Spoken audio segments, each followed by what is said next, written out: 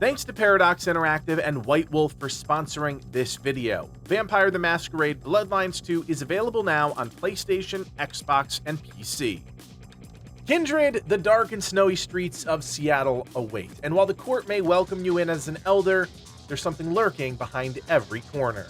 My name is Kodiak, this is Legacy Gaming, and here's everything I wish I knew sooner about Vampire the Masquerade Bloodlines 2.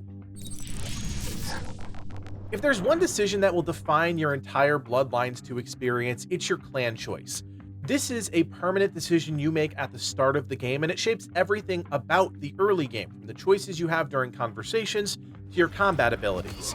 Your basic combat, what you'll be doing during most of the encounters, is consistent, regardless of your clan choice. You'll be attacking with light and heavy attacks and dashing to avoid incoming blows. But as you gain power, you'll unleash special abilities, and these are influenced, at least to start, by your initial clan choice.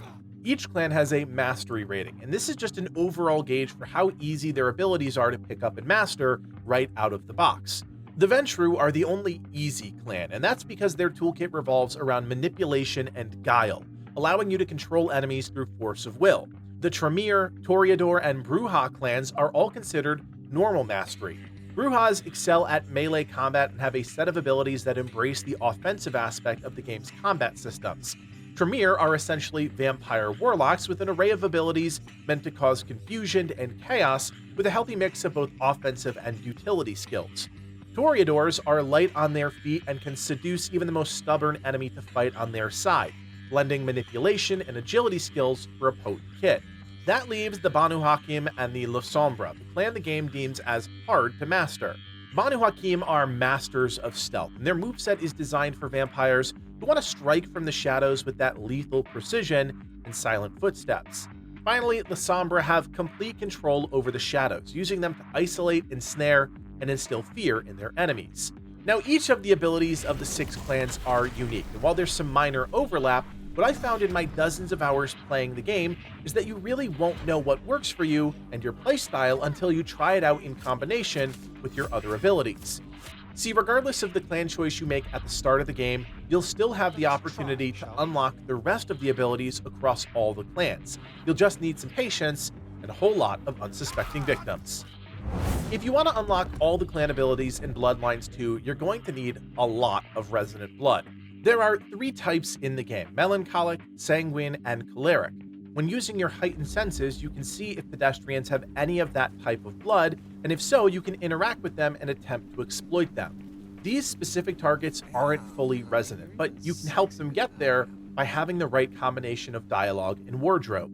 It sounds a bit silly, but if you make those changes and then interact with someone with the potential for resonant blood, you can elevate that resonance and eventually make them fully resonant. Once they reach that state, it's just a matter of getting them to a dark alley, and then... The other way to collect resonant blood is by locating blood resonance events on your map. At all times, there's usually one of these events somewhere in Seattle, and what's great about it is that the pedestrian is already fully resonant, which means you can simply interact with the victim, find a nice quiet place to feed, and reap all the benefits. Melancholic blood resonates blue. When fully resonant, these people will run away from you, and most times will end up in some sort of alley. Sanguine blood is purple, and for lack of a better description, these folks are just a bit horny. Talking to them will entice them to follow you. Finally, there's Choleric blood, which is red. These people are angry and will, once engaged, attempt to fight you. Regardless of the type of blood, you need to be certain you're not feeding in line of sight of anyone else. Doing so will rapidly fill your Masquerade bar at the top of your screen, and if that turns red, you'll have to avoid detection from the police. Resonant blood is the prerequisite for unlocking any of the clan abilities you don't currently have. With the right amount of blood, you can talk to the contact for any of the 6 clans and unlock a specific ability. However, you'll also need skill points to fully unlock that skill. This ensures that you can't simply farm for all the clan abilities within the first few hours of the game. You'll need to complete quests, farm kills, and engage with the various collection systems to gain enough skill points to unlock everything. One of my favorite things about Bloodlines 2 is how well the team managed to capture the feeling of being an overpowered vampire, and in my opinion, that manifests the best in the game's movement and traversal. What I didn't realize until a few hours into the game was just how fast I could be and how quickly that allows me to get around Seattle. Apart from walking and running, you can also vampire sprint, which propels you further even faster, but will fill your Masquerade bar if people see you do this. Where this is more effective is when you combine a sprint and a climb, scaling the various pipes, air conditioners, and ducts that hang off the sides of buildings. Combining sprints and your natural ability to climb will allow you to ascend to the roof of a building incredibly quickly. From here, you're free to sprint and run to your heart's content without the fear of being seen by pedestrians below. Once you start a sprint, you'll maintain that speed, but if you hit the sprint button again, you'll activate a small burst of speed that, in combination with the jump, will send you catapulting across massive gaps, allowing you to jump from building to building. Remember, you can also double jump and glide, so if you combine all of those things together, you end up with an incredibly potent movement kit that allows you to move both vertically and horizontally across Seattle with ridiculous speed. Bloodlines 2 happens during a stretch of multiple nights, and it's important to understand that during each of those nights, you have an opportunity to increase your power, but that window is limited. After you've unlocked all the major clan contacts, you'll have the chance to do missions for Nico, Miss Thorn, and Anda, 3 NPCs and clan contacts for 3 of the clans within the game. Nico missions require that you hunt down a specific high-value target and eliminate them. Doing so will reward you with XP and sometimes an elixir. Miss Thorn missions are simple fetch quests where you'll need to take a package or locate a package and bring it to an intended destination. This rewards XP and sometimes Resonant Blood. Anda missions require that you clear out a group of enemies, often gathering near a point of interest. Clearing them all from the board will reward you with a chunk of XP. What's important to realize about these 3 quests is that they reset every night, so it's important to do them before progressing through the main story, because it's one of the best and only consistent ways to accumulate experience outside of farming and the main story. If you're about to progress the main quest and these side quests aren't complete, you'll get a pop-up, which is your sign to turn around, because if you don't complete them, you'll miss out on a night's worth of XP, which could cost you in the long run. One of the best things about being a kindred in Bloodlines 2 is your ability to use telekinesis. This is a vital skill that doesn't cost any resources and can be utilized in a number of creative and effective ways. In my opinion, the most potent use of telekinesis is using it to pick up items and hurl them back at your enemies. Early on, this might just be bricks and the occasional knife, but as you progress through the game, enemies start bringing bigger and badder guns to the fight, which, if you dispatch them, become yours to utilize through telekinesis. What I didn't realize until about halfway through the game was that you can hold the telekinesis button and it'll actually slow down time while also placing a reticle over the items that you can pick up in the world. As you move your camera, you can strategically target which items you want to pick up, and this is immensely helpful when fighting in an arena with junk littered everywhere. Choosing the right weapon, like an explosive canister to pick up and hurl during a fight, can be the difference between life and death. It's that simple. Telekinesis can also be used to grab elixirs that are out of reach.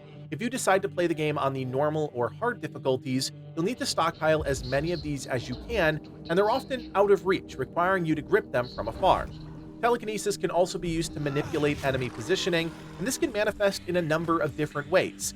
In stealth environments, you can grip enemies towards you, pulling them into position for a quick assassination. During combat, pulling enemies staggers them and also sets them up for one of your melee attacks. Even still, you can use telekinesis to pull enemies to their death, sending them careening towards the ground if the opportunity presents itself. What's most important to remember about telekinesis is that in combination with your other vampire abilities, it's an incredibly powerful tool that is quick to use and doesn't cost a resource, so use it often to maximize its effect. There's a ton of narrative exposition in Bloodlines 2, but outside of that, you're going to be doing your fair share of vampire ass-kicking, and while your abilities will make up a good part of your offensive bag, nothing is going to replace your ability to strike with accuracy and dodge with the speed of a vampire elder. Combat is frenetic by design, and there's a few really important things you need to keep in mind. First and foremost is to always be moving. Enemies will constantly try and surround you, and they do have a tendency to track you even during their animations, so if you stay still, you will get hit. That's almost guaranteed. In the same vein, you should always be thinking about offense. There's no real way to block damage in this game, so you'll want to use your dashes to create any needed separation, and then re-engage as soon as you have a window. There's very little benefit to drawing out a fight, so be quick about your dodges and aim to always put yourself in a position to go on offense. You can actually use your dash in combination with other melee attacks to unleash certain special attacks. Dashing backwards and then using light attack will cause you to kick, staggering enemies and pushing them back. This can be helpful for creating separation or even pushing enemies off of buildings. If an enemy blocks, be sure to use a heavy attack. This will break their stance and open them up for some damage. Finally, you can time a dash and aim it towards an enemy to counter it. This does require the perfect timing, but if you can learn to counter enemy attacks, it makes fighting that much easier. Finally, and this is probably the most important thing to realize, feeding on enemies during combat does not make you invulnerable to other attacks. You need to be strategic about when you feast, and that can be difficult. Feeding on enemies restores health and your blood resource used to power abilities, but if you're taking damage the entire time you're feeding, you could end up dead anyways. It's best to leave enemies in their stunned state, finish off any stragglers, and then feed when threats are eliminated. Sometimes it's not possible and you need the blood resource, but in most cases the juice, or blood, really isn't worth the squeeze. So there you have it, everything I wish I knew sooner about Vampire the Masquerade Bloodlines 2. Thanks again to Paradox Interactive and White Wolf for sponsoring this video. As always, if you appreciate the work that goes into making our content, do me a solid, hit that thumbs up, and consider subscribing. We'll have more Bloodlines 2 in your feed, so keep it right here and never miss a thing. My name is Kodiak, and from everyone here at Legacy Gaming, thanks for watching, and play on.